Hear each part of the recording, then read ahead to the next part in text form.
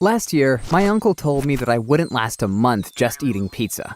I responded that 1 month would be easy. No challenge at all.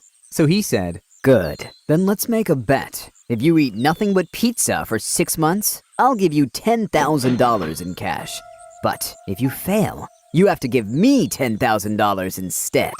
I thought he was bluffing, but he quickly got a paper and pen and started writing down the rules. He told me, "You must eat sausage pizza, and only sausage pizza, for every meal. The pizza must contain crust, sausage, and cheese. Sauce is optional, and you can have water and coffee. No salads, no cereals, no slaw either. Cannot drink a glass of milk instead of eating pizza." For a minute, I'll admit I was a little worried. This man was frickin' crazy, but I was determined to beat him. I was a fairly fit guy who exercised regularly. I had that going for me, so I told him, "Bring it on! 6 months, 10 grand!"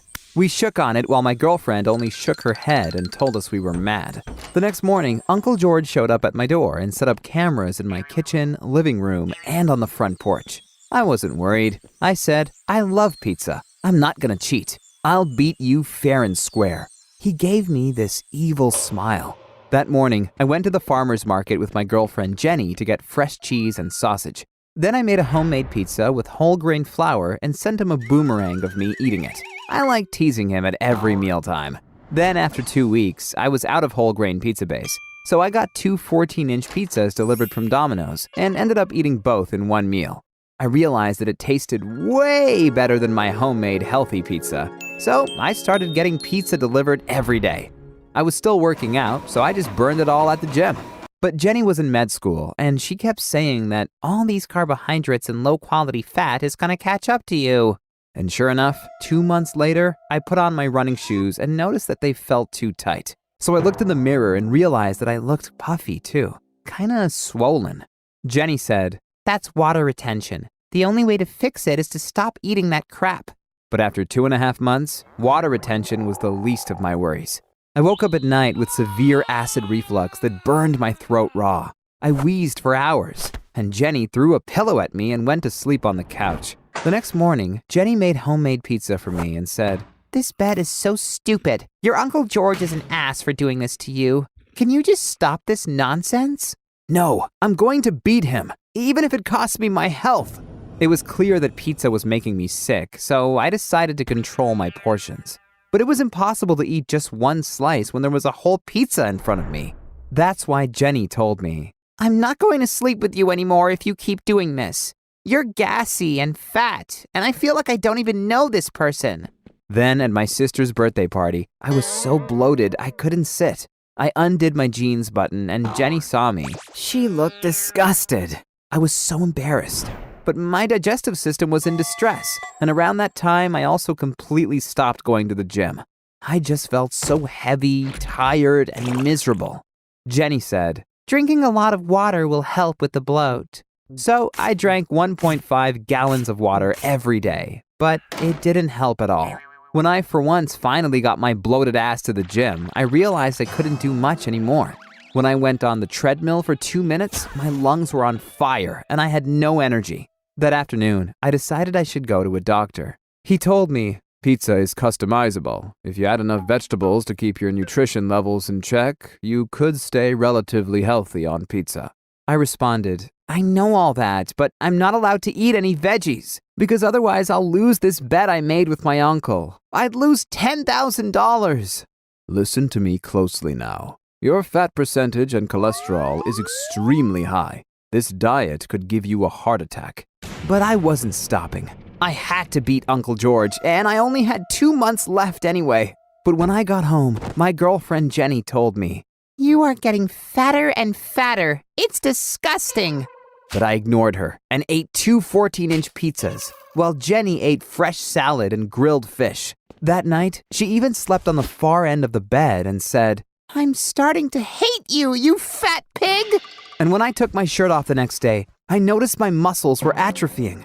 Less workout because of low energy and a lack of protein and amino acids in my diet. I mean, I wasn't surprised, but I was still going to win the bet, no matter what the cost. One night, I was having a nightmare and I was sweating all over the sheets. Jenny woke me up and told me to get out of the room because I was smelling like greasy pizza and she couldn't sleep. Honestly, I felt like giving up, but how dumb would I have to be to lose this $10,000 bet if I only had 1 month left? But around that time, I got really sick, and my doctor told me that I probably had a weakened immune system because I hadn't eaten veggies or really anything healthy in months. I was big and flabby and puffy. My pants were too tight, so I always wore sweatpants. At this point, even chewing pizza became a chore. I would sweat buckets at the dinner table. One day, my doctor landed on my doorstep.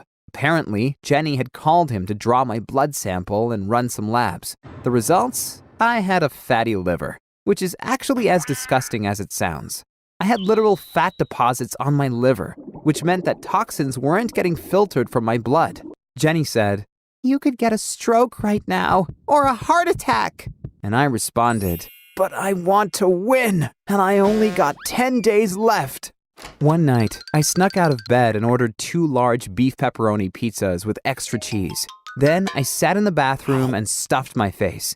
I did it secretly because I didn't want my girlfriend to see me like this. But I was just always hungry, which I Googled and learned that I had now developed the always hungry syndrome. Yeah, that's a real thing. The symptoms of always hungry syndrome were that I was always freaking hungry.